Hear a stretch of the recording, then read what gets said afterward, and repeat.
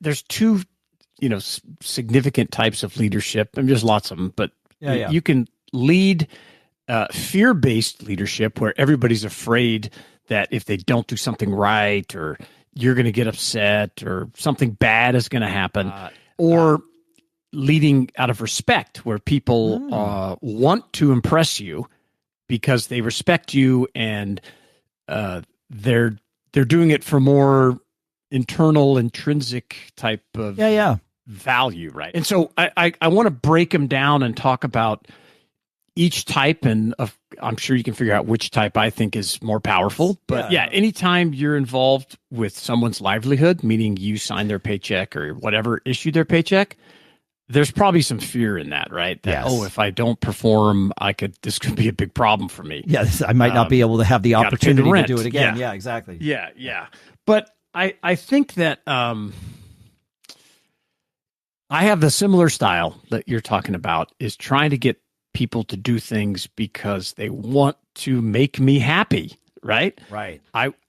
That is, if you can pull that off, it really makes up for so many other problems and I'm only speaking to myself because I don't, listener, I don't know your business, but in my business, I was pretty good at some things, but I was terrible at many things. I still am.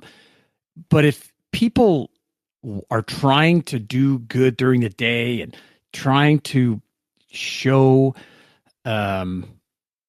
you how good they are at their job and they're getting things done, it makes up for a lot of other mistakes, in my experience. Yes. And because I think it builds a connection and credibility and trust when you tell them, I'm not good at, hey, this isn't my wheelhouse. I'm not that great at this. So this is going to be a little bumpy, and I think that building that respect over time, it's just such a better system. Yeah. Than having people be afraid.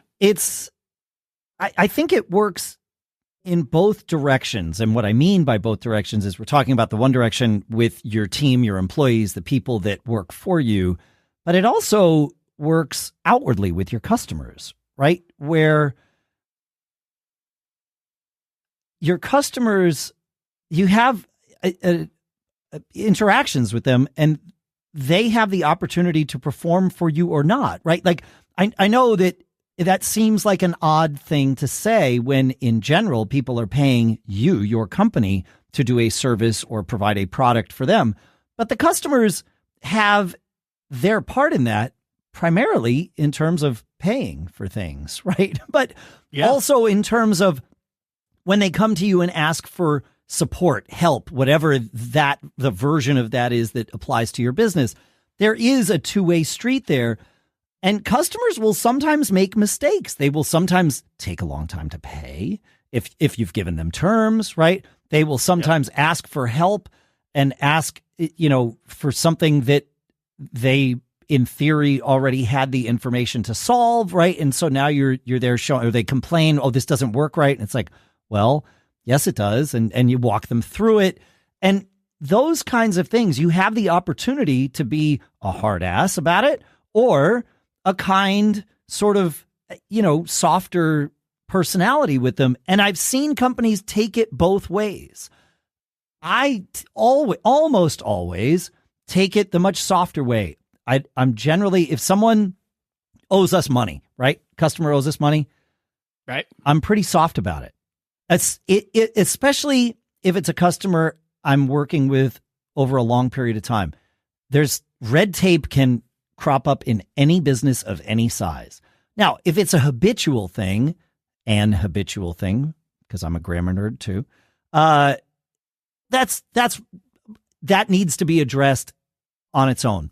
But if it's one thing where the rest are, they've paid regularly over time, they have one thing where it's like there's some hiccup in the system for whatever reason, they can't pay in a timely fashion like they normally do, I kind of I don't let it go. I make it known that we're aware of it, but I don't give them a hard time about it, because that to me is a perfect opportunity to build trust. And it's the same way with your team internally. You're building that trust when they're making mistakes. You're allowing them to make mistakes. You're allowing them to learn. And I don't know. I think that works. I think there's fear involved in both of these things, right? Because there is. Yeah. The customer is afraid that you're going to come after them for the money that they know they owe you. And your employee, in theory, there's some level of fear. Like, if I don't do this properly, well, then they're not going to continue to employ me, and that's bad. So there is fear there, but I almost intentionally don't leverage that fear. I let it exist in their world more than in mine, right? Whereas I want to be the person helping you through it. I know the fear's there. It is. And I think on the flip side, when you're kind of this friendlier leadership style and trying to connect and build trust, some members of your team, they get it and they respond just like we're talking about. Yep. But there's others, and I've had this experience a number of times where I've had to remind people, don't take my casual attitude or my friendly demeanor as a sign of weakness, because we are going to get this stuff done. Oh, yeah. And we have a system and a plan. And if you're not on board with that because you think there's no accountability or that we won't make hard decisions, you're very mistaken. Yeah. And so there are people that really do well in the kind of environment that we're talking about here, but there's other folks that are just maybe used to someone being that hard ass on them a little more. And that's, I got to get this done because my supervisor is so mad or the boss is so upset. And they get it done at the last minute, right? Or, the other people are like, great, I own this. I'm accountable. I'm going to make it happen. The people that are getting it done at the last minute, they don't last in my world. I just can't, I can't have that, right? Like you're absolutely, no, but you make a really good point that, like, in order for this, trust-based leadership to work, I think that's what we're talking about is fear-based and trust-based, right? In order for trust-based to work, that trust needs to go in all directions. And there does need to be respect there where you understand that there is a standard that we will hit. And if you don't hit that, well, then that doesn't fit into this realm because I don't want to be a hard ass with you. I've said it on this show many times, and I've said it to my employees and team members many more times.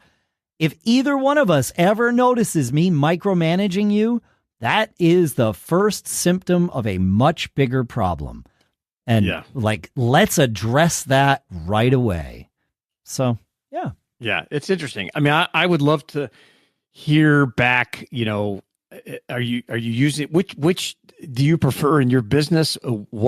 Or maybe you adjust based on the employee. Maybe it's a blend. Yeah, for sure. Yeah, we're missing out on the fact, like, well, no, you just have to, with this guy or this person, you have to be a hard ass, and with this person, you can use the soft thing. So maybe it's a leadership lever, if you will, that we don't lean on maybe like we should. So I'd love to learn how you're doing it. Feedback@businessbrain.show.